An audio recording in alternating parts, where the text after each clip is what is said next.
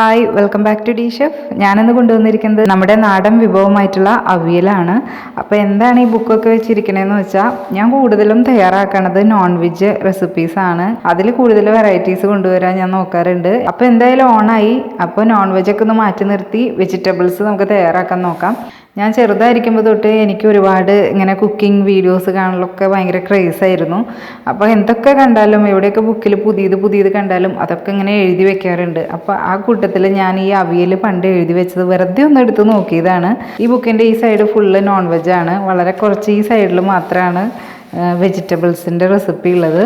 ഏതോ ഒരു TV show കണ്ടപ്പോൾ പണ്ട് ഇവിടെ അവിയൽ എഴുതി വെച്ചിട്ടുണ്ട്. അപ്പം അതിൽ അന്ന് അവർ ഡിസ്കസ് ചെയ്ത കാര്യമാണ് കേട്ടോ ഞാൻ പറയണത്. ഭീമസേനൻ തയ്യാറാക്കിയതാണ് ഈ കറി എന്നാണ് അന്ന് അതിൽ പറയുണ്ടായിരുന്നത്. അപ്പോൾ ആളൊരു ദിവസം ഇങ്ങനെ കറി ഉണ്ടാക്കാൻ നോക്കിയപ്പോൾ ഐറ്റംസ് ഒന്നും കിട്ടിയില്ല. അപ്പോൾ കയ്യിൽ കിട്ടിയ എല്ലാ പച്ചക്കറികളും എടുത്ത് അരിഞ്ഞ് കഷ്ണങ്ങളാക്കി ഈ ഒരു കറി ഉണ്ടാക്കിയെന്നാണ് പറയണത്. അവിയലിന് വേണ്ടിയിട്ട് നമ്മൾ അരിയുമ്പോൾ എല്ലാ കഷ്ണങ്ങളും ഒരേ സൈസിൽ വേണം അരിയാൻ. ഇപ്പം ഞാൻ കുറച്ചുകൂടി എടുത്ത് കാണിച്ചേക്കുന്നതാണ്, അങ്ങനെ അടക്കി വെച്ചതാണ് കാണിക്കാൻ വേണ്ടിയിട്ട്. അപ്പോൾ മുരിങ്ങക്കായ എടുത്തിട്ടുണ്ട്, ഒരു വലുത് എടുത്തിട്ടുണ്ട്. അപ്പോൾ അത് ഇങ്ങനെ കറക്റ്റ് സൈസ് വെച്ച് അരിഞ്ഞിട്ടുണ്ട്. ക്യാരറ്റ് 2 മീഡിയം സൈസുള്ള എടുത്തിട്ടുണ്ട്. എല്ലാം ഇതിൽ കാണിച്ചിട്ടില്ല, വീഡിയോയിൽ കാണിക്കാൻ വേണ്ടിയിട്ട് കുറച്ചുകൂടി അടക്കി വെച്ചതാണ്. ഒരു ചെറിയ കഷ്ണം ചേനയും ചേർത്തിട്ടുണ്ട്. പിന്നെ കായ എടുത്തിട്ടുണ്ട്. 4 പച്ചമുളക് എടുത്തിട്ടുണ്ട്, അതും ഒരേ സൈസിൽ കട്ട് ചെയ്തെടുത്തിട്ടുണ്ട്. പിന്നെ നമുക്കിതിലോട്ട് വെള്ളരി ചേർക്കാവുന്നതാണ്, ബീൻസ് ചേർക്കാം, പയർ ചേർക്കാം. അതേപോലെ ഞാനിവിടെ ഉരുളൻകിഴങ്ങും കൂടെ എടുത്തിട്ടുണ്ട്. അപ്പോൾ നിങ്ങളുടെ കയ്യിൽ അവൈലബിൾ ആയിട്ടുള്ള പച്ചക്കറികളൊക്കെ എടുക്കാവുന്നതാണ്. എൻ്റെ കയ്യിൽ ബീൻസ് പയറൊന്നും ഇല്ലാത്ത കാരണം അതൊന്നും ചേർക്കണില്ല. അപ്പോൾ നമുക്ക് ഇനി തയ്യാറാക്കാൻ തുടങ്ങാം. അപ്പോൾ അവിയൽ തയ്യാറാക്കാൻ വേണ്ടിയിട്ട് ഞാനിവിടെ ഒരു പാനാണ് എടുത്തിരിക്കുന്നത്. ശരിക്കും ഉപയോഗിക്കേണ്ടതും പണ്ടത്തെ ആൾക്കാർ ഉപയോഗിക്കേണ്ടതും മൺചട്ടിയാണ്, നിങ്ങൾക്ക് എല്ലാവർക്കും അറിയാം. പക്ഷേ മൺചട്ടിയിൽ അവിയൽ തയ്യാറാക്കുമ്പോൾ ഒട്ടിപ്പിടിക്കാനൊക്കെ ചാൻസ് ഉണ്ട്, അപ്പോൾ പൊട്ടിപ്പോവും. അപ്പോൾ അങ്ങനെ തയ്യാറാക്കേണ്ട ഒരു മൺചട്ടിയിൽ തന്നെ തയ്യാറാക്കാൻ നോക്കാം. ഞാനിവിടെ പാനിലോട്ട് കുറച്ച് വെളിച്ചെണ്ണ ഒഴിച്ചു കൊടുത്തിട്ടുണ്ട്. ഇനി ഞാൻ ആദ്യം ചേർക്കാൻ പോണത് ക്യാരറ്റും മുരിങ്ങക്കായും ആണ്. ഇതൊന്ന് കുറച്ച് നേരം ഒന്ന് ചൂടാക്കി എടുക്കാം, കാരണം ഇത് രണ്ടുമാണ് ഏറ്റവും അവസാനം വേവ.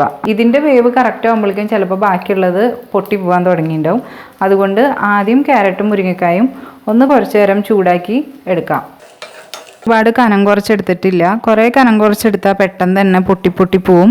അങ്ങനെ ഇല്ലാണ്ട് എടുക്കാൻ വേണ്ടിയിട്ടാണ് ഞാൻ കുറച്ച് കട്ടിയിൽ തന്നെ എടുത്തിരിക്കുന്നത്. അപ്പോൾ പെട്ടെന്ന് വീട്ടിൽ തയ്യാറാക്കുമ്പോഴൊക്കെ കനം കുറച്ചെടുത്താൽ വേഗം കറി തയ്യാറാക്കാൻ പറ്റും. ഞാൻ നല്ല ഭംഗിയിൽ ഇതൊരു പ്രസൻറ്റ് ചെയ്യാൻ വേണ്ടിയിട്ടും കൂടിയാണ് ഇങ്ങനെ കട്ടിയിൽ എടുത്തിരിക്കുന്നത്. അപ്പോൾ ഇത് നമുക്ക് ഈ ക്യാരറ്റും മുരിങ്ങക്കായും നമുക്ക് അടച്ചു വെച്ച് ഒരു 2 മിനിറ്റ് വേവിക്കാം. അങ്ങനെ ഇപ്പോൾ 2 മിനിറ്റ് ആയിട്ടുണ്ട്. അപ്പോൾ ലോ ടു മീഡിയം ഫ്ലെയിമിൽ ഇടണം. ഇനി നമുക്ക് ഇതിലോട്ട് ബാക്കി എല്ലാ വെജിറ്റബിൾസും കൂടെ ആഡ് ചെയ്ത് കൊടുക്കാം. അപ്പോൾ ഞാനിതിലോട്ട് 2 തണ്ട് കറിവേപ്പിലയും കൂടെ ചേർത്തിട്ടുണ്ട്. എല്ലാം ചേർത്തിട്ട് ഈ വെളിച്ചെണ്ണയിൽ നല്ലപോലെ ഒന്ന് മിക്സ് ചെയ്തെടുക്കാം. അപ്പോൾ നമ്മൾ മിക്സ് ചെയ്യുമ്പോൾ എപ്പോഴും ശ്രദ്ധിക്കണം ഈ കഷ്ണങ്ങൾ പൊട്ടിപ്പോവാണ്ട്. കുറച്ച് കട്ടിയിൽ എടുത്തേക്കണ കാരണം അത്ര പെട്ടെന്ന് ഉടഞ്ഞു പോകാൻ ചാൻസ് ഇല്ല. പിന്നെ കട്ടി കൂടുന്തോറും വേവിക്കേണ്ട സമയം കുറച്ച് കൂടുന്നു മാത്രം. ഇനി നമുക്ക് ഇതിലോട്ട് കുറച്ച് ഉപ്പ് ചേർത്ത് കൊടുക്കാം. ഉപ്പ് ചേർത്ത് കൊടുക്കുമ്പോഴുള്ള ഒരു കാര്യം എന്ന് പറഞ്ഞാൽ, ഉപ്പ് ചേർക്കുമ്പോൾ ഈ വെജിറ്റബിൾസിലുള്ള വെള്ളമൊക്കെ ഇറങ്ങും. നമുക്ക് കുറച്ചും കൂടി വേവിക്കാൻ കുറച്ച് വെള്ളമൊക്കെ കിട്ടും. ലോ ഫ്ലെയിമിലിട്ടിട്ട് നമുക്കിത് അടച്ചു വയ്ക്കാം. അങ്ങനെ ഇതിപ്പോൾ 1 മിനിറ്റ് ആയിട്ടുണ്ട്.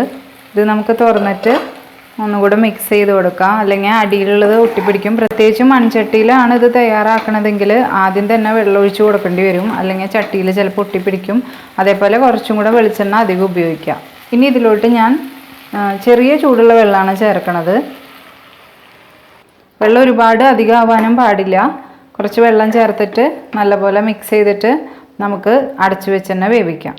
മൺചട്ടിയിലാണ് തയ്യാറാക്കണതെങ്കിൽ കുറച്ചും കൂടി അധികം വെള്ളം ഒഴിച്ച് കൊടുക്കണം. ചട്ടിയിൽ പിന്നെ ഇടയ്ക്ക് തുറന്ന് ഇളക്കി കൊടുക്കാനും മറക്കരുത്, അല്ലെങ്കിൽ അത് ചട്ടിയിൽ പിടിക്കും. നമുക്കിനി ഇത് വേവാൻ വേണ്ടിയിട്ട് വെയിറ്റ് ചെയ്യാം.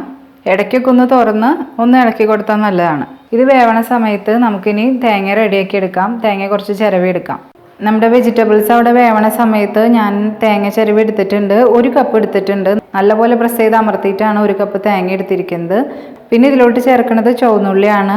വലുതാണെങ്കിൽ ഒരു 8 എണ്ണമൊക്കെ എടുത്താൽ മതി. മീഡിയം സൈസിലുള്ളതാണെങ്കിൽ ഒരു 10 എണ്ണമൊക്കെ എടുക്കുക. പിന്നെ 2 നുള്ള് മഞ്ഞൾപ്പൊടി എടുത്തിട്ടുണ്ട്, 1 ടീസ്പൂൺ ചെറിയ ജീരകം എടുത്തിട്ടുണ്ട്. പണ്ടൊക്കെ അമ്മിയിമിട്ട് ഇതൊന്നും ഇങ്ങനെ ചതച്ചെടുക്കുകയാണ് ചെയ്യുക. അപ്പം ഞാനിപ്പോൾ മിക്സിയിലിട്ടിട്ട് ഇതൊന്ന് പൾസ് ചെയ്തെടുക്കാനാണ് പോണത്. പിന്നെ നമുക്ക് വേണ്ടത് തൈരാണ്. അത് തൈര് നല്ല പുളിയുള്ളതാണെങ്കിൽ ഒരുപാട് ചേർക്കണമെന്നില്ല. ഇപ്പം എൻ്റെ കയ്യിലുള്ളത് അത്ര പുളിയുള്ള തൈരൊന്നല്ല, അതുകൊണ്ട് ഒരു 6 ടേബിൾ സ്പൂൺ എടുത്തിട്ടുണ്ട്. നല്ല പുളിയുള്ള തൈരാണ് കയ്യിലുള്ളതെങ്കിൽ ഒരു 4 ടേബിൾ സ്പൂണൊക്കെ എടുത്താൽ മതിയായിരിക്കും. അത് അവരവരുടെ ഇഷ്ടത്തിനനുസരിച്ച് ചേഞ്ച് ചെയ്യാവുന്നതാണ്. അപ്പോൾ നമുക്കിനി വെജിറ്റബിൾസ് എന്തായി നോക്കാം. അങ്ങനെ ഇവിടെ ഞാൻ തേങ്ങ, ജീരകം, മഞ്ഞൾപ്പൊടി, ചുവന്നുള്ളി ഇതൊക്കെ ഒന്ന് പൾസ് ചെയ്തെടുത്ത് കൊണ്ടുവന്നിട്ടുണ്ട്. അപ്പോൾ നമ്മൾ ഉപയോഗിക്കുന്ന തേങ്ങ നല്ല ഡ്രൈ ആയിട്ടിരിക്കണേ, ഒട്ടും വെള്ളമില്ല എന്ന് തോന്നുകയാണെങ്കിൽ 1 ടീസ്പൂൺ അല്ലെങ്കിൽ 1 ടേബിൾ സ്പൂൺ വെള്ളം ചേർത്തിട്ട് അടിച്ചെടുക്കുക. ഇതേപോലെ ഇരിക്കണം. ഇനി നമുക്ക് വെജിറ്റബിൾസ് റെഡി ആയിട്ടുണ്ടോ എന്ന് നോക്കാം. ഇതാ വെജിറ്റബിൾസ് റെഡി ആയിട്ട് വന്നിട്ടുണ്ട്. ഇടയ്ക്ക് ഞാൻ തുറന്ന് ഇളക്കി കൊടുക്കുന്നുണ്ടായിരുന്നു. വെജിറ്റബിൾസ് വെന്തിട്ടുമില്ല, വെള്ളം തീർന്നുകൊണ്ടിരിക്കുകയാണ്. എന്നുണ്ടെങ്കിൽ കുറച്ചും കൂടി ചെറിയ ചൂടുള്ള വെള്ളം ചേർത്ത് വേവിച്ചെടുക്കുക. ഇതിപ്പോൾ ഏകദേശം റെഡി ആയിട്ടുണ്ട്. അപ്പോൾ ഇനി ഞാൻ ഇതിലോട്ട് ഈ തേങ്ങ ചേർത്ത് കൊടുക്കുകയാണ്. ഇനി നമുക്ക് നല്ലപോലെ മിക്സ് ചെയ്തെടുക്കാം. കഷ്ണങ്ങൾ പൊട്ടിപ്പോവാണ്ട് സൂക്ഷിച്ച് തന്നെ ചെയ്യാൻ നോക്കാം. കോരി എടുത്തിട്ട് ഇങ്ങനെ പതുക്കെ മറച്ചിട്ടാൽ മതി.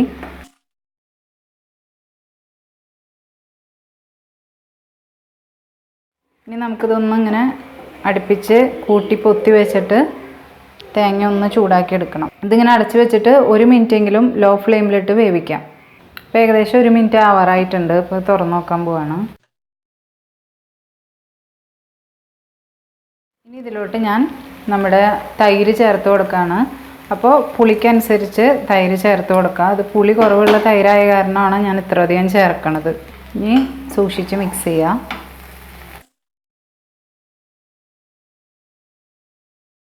ഇനി ആവശ്യത്തിന് ഉപ്പ് ചേർത്ത് കൊടുക്കുക. മോര് ചേർത്തിട്ട് ഒരുപാട് നേരം കുക്ക് ചെയ്യാൻ പാടില്ല. അപ്പം ഞാനിവിടെ തീ ഓഫ് ചെയ്തു. ഇനി ഒന്ന് ടേസ്റ്റ് ചെയ്ത് നോക്കാം, ഉപ്പ് കുറവുണ്ടോ എന്ന് നോക്കാം. ഇനി നമുക്കിതിലോട്ട് കറിവേപ്പില ചേർത്ത് കൊടുക്കാം. എത്രത്തോളം ചേർക്കാൻ പറ്റുമോ അത്രത്തോളം തന്നെ ചേർക്കാം. നാടൻ വിഭവങ്ങളിൽ കറിവേപ്പില എന്ന് പറഞ്ഞാൽ ഒരു പ്രത്യേക രുചി തന്നെയാണ് അതിന്. ഇനി ഇതിൻ്റെ മുകളിലോട്ട് 1 ടേബിൾ സ്പൂൺ വെളിച്ചെണ്ണയാണ് കേട്ടോ ഞാൻ ചേർക്കണത്. നമ്മൾ ഡെയിലി കുക്ക് ചെയ്യുമ്പോൾ ഇങ്ങനെ ചേർക്കേണ്ട ആവശ്യമില്ല. പക്ഷേ ഓണമൊക്കെ ആകുമ്പോൾ നല്ല സമ്പൽ സമൃദ്ധിയുടെ ഒരു ഉത്സവമാണ്. അപ്പോൾ ധാരാളം തന്നെ എല്ലാം ചേർക്കാൻ നോക്കാം. നല്ല ടേസ്റ്റാണ് പച്ച വെളിച്ചെണ്ണ ചേർത്ത വഴിക്ക് ഒന്ന് അടച്ചു വയ്ക്കുക. 1 മിനിറ്റ് അടച്ചു വെച്ച് കഴിഞ്ഞ ശേഷം നമുക്കിതെടുത്തൊന്ന് മിക്സ് ചെയ്ത് കൊടുക്കാം. അങ്ങനെ നമ്മുടെ അവിയൽ ഇവിടെ റെഡി ആയിട്ടുണ്ട്. നമ്മൾ ഒരേ അകലത്തിലൊക്കെ അരിഞ്ഞെടുക്കുമ്പോൾ അത് വേവിച്ച് വരുമ്പോഴും ആ ഒരു ഭംഗി കിട്ടണമല്ലോ. അപ്പോൾ ഉടയാണ്ട് എടുത്തിട്ടുണ്ട്. നിങ്ങൾ ഇതേപോലെ ട്രൈ ചെയ്ത് നോക്കാം. മറ്റൊരു കാര്യം ഞാൻ പറഞ്ഞത്, ഈ അവിയലിൻ്റെ ഒരു ഐതിഹ്യം എന്ന് പറയുന്നത് ഭീമസേനൻ തയ്യാറാക്കിയതാണ്. അങ്ങനെ ഒരു ഐതിഹ്യ കഥയെ കുറിച്ച് നിങ്ങൾക്ക് എന്തെങ്കിലും അറിയാമെങ്കിൽ താഴെ കമൻറ്റ് ചെയ്യുക. അപ്പോൾ ഈ ഒരു റെസിപ്പി നിങ്ങളെല്ലാവരും ട്രൈ ചെയ്ത് നോക്കുക.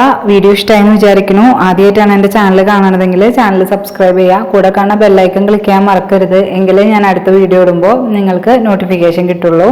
പിന്നെ ഡിസ്ക്രിപ്ഷൻ ബോക്സിൽ എൻ്റെ ഫേസ്ബുക്ക് പേജിൻ്റെ ലിങ്ക് ഉണ്ട്, അതൊന്ന് ലൈക്ക് ചെയ്യുക. നിങ്ങളുടെ അഭിപ്രായങ്ങൾ കമൻറ്റ് വഴി അറിയിക്കാൻ മറക്കരുത്. Thanks for watching. Bye from D chef. Thank you.